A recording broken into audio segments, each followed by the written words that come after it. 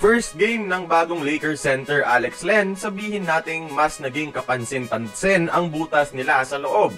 Sino pa nga ba ang mga best available options na realistically pwede nilang masign sa free agency o sa buyout market? Pero bago yan, palike naman ang ating video bilang suporta.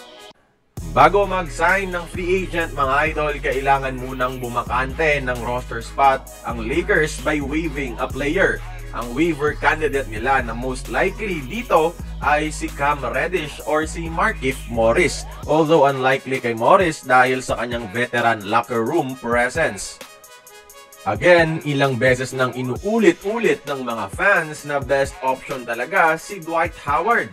Although out of the NBA na ng ilang years, he is still taking care of his body to be in top shape.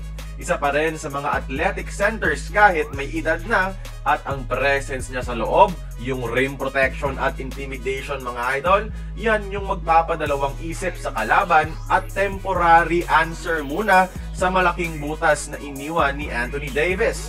Nakita natin versus Jazz na inatake talaga ang depensa ni Len sa paint.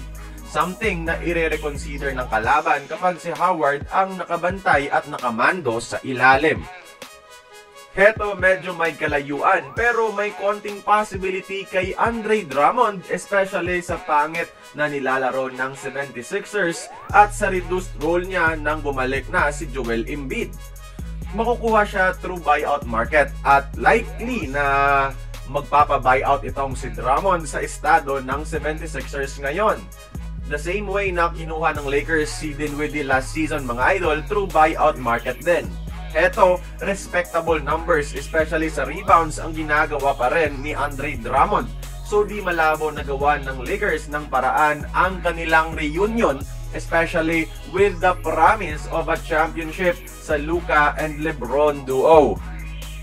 At eto, kung kailangan ng Lakers ng veterano, mala Alex Len sa edad, si Cody Zeller ang 4th overall pick ng 2013 NBA draft, available rin. Isang 7-footer, di man siya as athletic sa ibang centers, magulang naman to maglaro at mag-rebound.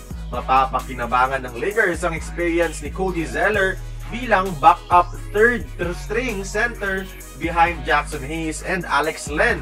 Walang masyadong matinong center sa market ngayon mga idol, kaya mahirap maghanap at kailangan ito gawan ng paraan ng Lakers, lalo na't na-expose ang kanilang weakness kontra ang Utah Jazz. Out of all teams, Utah Jazz. Sino ang dapat nilang isign mga idol at sino ang dapat i-waive? Join the conversation na magkomento lamang sa ibaba.